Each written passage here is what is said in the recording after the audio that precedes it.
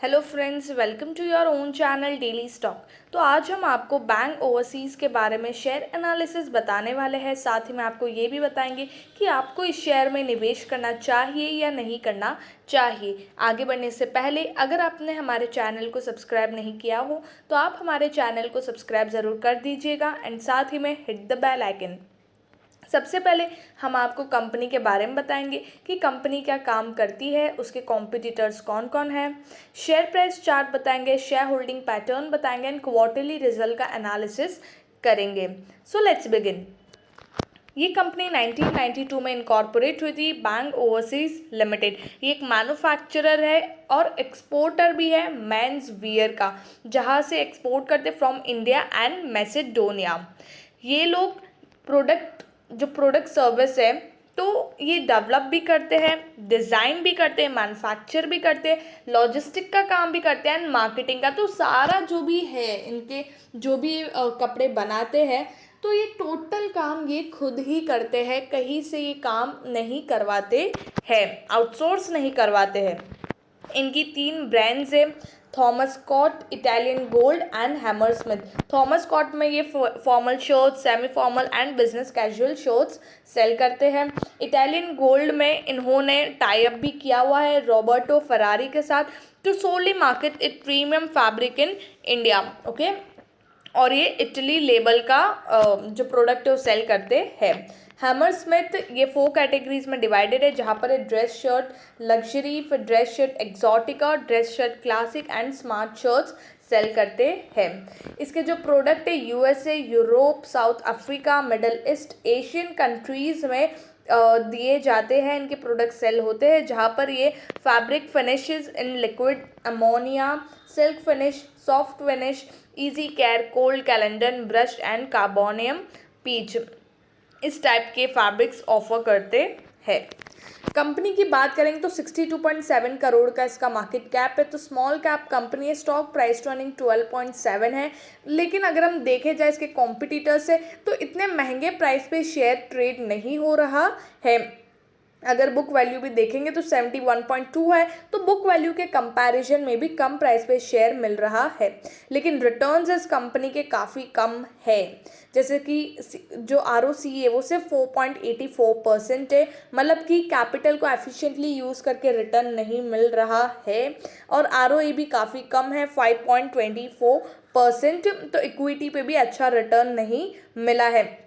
हालांकि एक तरह से देखेंगे तो टेक्सटाइल बेस्ड कंपनी है, क्योंकि इसी टाइप का इनका काम है और वो थोड़ा अभी नीचे आया है। ओके, लाइक कोरोना के बाद से नीचे है। डेट अगर हम देखेंगे तो 27.4 करोड़, तो यहाँ पर डेट कंपनी के पास ज़्यादा नहीं है। फाइनेंशियल ट्रेंड अगर हम देखें तो 2019 में 171 करोड़ का रेवेन्यू था, 2020 में 122 करोड़ का रेवेन्यू था। हालांकि रेवेन्यू गिरा है, लेकिन फिर भी जो प्रॉफिट्स थे वो 2020 में 7 करोड़ 29 लाख का प्रॉफिट किया कंपनी ने। 2021 में 62 करोड़ का रेवेन्यू, 2022 में 85 करोड़ का रेवेन्यू। जिस तरह से रेवेन्यू गिरा है 2021 में, कोरोना का टाइम पीरियड था और डायरेक्ट आधा हो गई कंपनी की सेल्स, और अब वो रिकवर कर रहा है 62 करोड़ से 85 करोड़ की सेल्स की है, जहां पर 85 करोड़ पे भी 4 करोड़ 94 लाख का प्रॉफिट किया है। तो बेसिकली अगर हम देखें तो फाइनेंशियल ट्रेंड कंपनी के अभी भी इतने स्टेबल और इतने अच्छे नहीं लग रहे हैं। जैसे कि जून 2000 अगर हम क्वार्टरली वाइज देखें तो जून 2019 में 23.91 करोड़ का कंपनी की सेल्स थी, और साथ ही में हम अदर इनकम भी देखेंगे 19 to 20 की किस हिसाब से यहाँ पर ज़्यादा इनकम हुई है। सितंबर में 26.68 करोड़, दिसंबर में 28.84 करोड़, देन मार्च में 31.99 करोड़। अदर इनकम अगर देखें कंपनी की तो 9 करोड़ 16 लाख की कंपनी को अदर इनकम हुई है। तो उसी रीज़न से कंपनी को यहाँ पर इतना ज़्यादा प्रॉफिट हुआ है, क्योंकि यहाँ पर दो कंपनी का ऑपरेटिंग प्रॉफिट मार्जिन लॉस में है, आई मीन नेगेटिव में है। मतलब कंपनी इतना सेल्स कर ही नहीं कर पा रही है कि वो अपना एक्सपेंस निकाल सके, ऑपरेटिंग प्रॉफिट ही यहाँ पर नेगेटिव में है, बट उनको अदर इनकम यहाँ पर अच्छी होगी। तो उस रीज़न से यहाँ पर कंपनी का जो प्रॉफिट है 7 करोड़ 29 लाख का, उस रीज़न से यहाँ पर अच्छा खासा प्रॉफिट है। 2022 में अगर हम देखेंगे तो यहाँ पर कंपनी की जो ऑपरेटिंग प्रॉफिट मार्जिन है वो अच्छा खासा हुआ है। जैसे कि पहले कंपनी जो लॉस में हुआ करती थी, ऑपरेटिंग प्रॉफिट मार्जिन जो लॉस में आया करता था वो 2021 टू 22 में 9%, 5%, 6%, हालांकि कम है, ये ऑपरेटिंग प्रॉफिट मार्जिन सही नहीं है, कम है, लेकिन पहले से बेटर है। पहले जो नेगेटिव में आता था वो अब पॉजिटिव में आने लगा है, तो ये एक पॉजिटिव बात है कंपनी के लिए।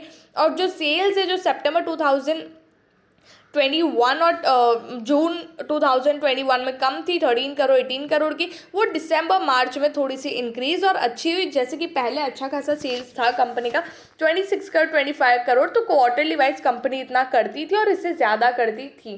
तो अब फिर से ये रिकवर करने के रिकवर अप कर रहे हैं और अब सेल्स भी इनकी धीरे धीरे बढ़ रही है।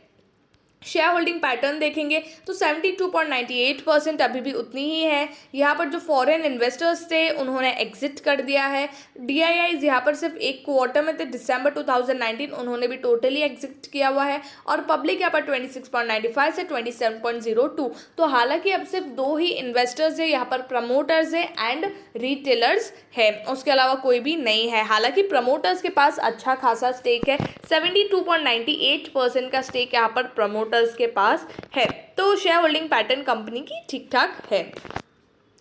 कॉम्पिटिटर्स अगर हम देखें टेक्सटाइल में तो यहाँ पर ट्राइडेंट है जो काफ़ी नामचीन कंपनी है, देन वेल्सपुन इंडिया है, स्वान एनर्जी है, रेमंड है, गारवेयर टेक है, गो फैशन है, जिंदल वर्ल्ड वाइड है एंड बैंक ओवरसीज है। अगर सब में से अगर हम देखें तो हालांकि सारी स्मॉल कैप कंपनी है, लेकिन बैंक ओवरसीज काफ़ी छोटी कंपनी, 62.67 करोड़ का ही इसका मार्केट कैप है और बाकी सबसे कम PE पे भी ये शेयर मिल रहा है। ओके और करंट मार्केट प्राइस तो आपको पता ही है। नेट प्रॉफिट अगर हम देखें तो अगर हम यहाँ पर क्वार्टरली वाइज देखें तो इंक्रीमेंट हुआ है 49.02% और सेल्स अगर हम देखेंगे तो 2.38% का इंक्रीमेंट हुआ है। तो इसी तरह बाकी शेयर्स भी कंपेयर कर सकते हैं, जिस तरह से ट्राइडेंट 85.84% का क्वार्टरली वाइज प्रॉफिट बढ़ा है, सेल्स भी अगर आप देखेंगे तो 39% से सेल्स बढ़ा है। स्वान एनर्जी का अगर हम सेल्स देखें तो 194% से कंपनी की जो सेल्स है वो बढ़ी है क्वार्टरली वाइज, जो काफ़ी अच्छी बात है।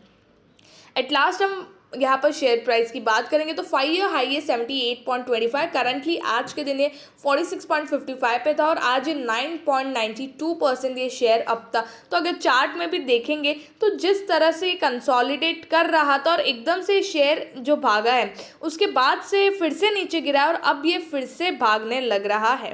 तो अगर आपको ट्रेडिंग पर्सपेक्टिव से ये शेयर में निवेश करना है तो आप इसमें कर सकते हैं, लेकिन लॉन्ग टर्म पर्सपेक्टिव से मैं आपको नहीं बोलूँगी कि आप इस शेयर में निवेश करें। आई होप आपको बैंक ओवरसीज के बारे में सब कुछ समझ में आ गया होगा। अगर आपको वीडियो अच्छी लगी तो please like and share and subscribe our channel. Thank you.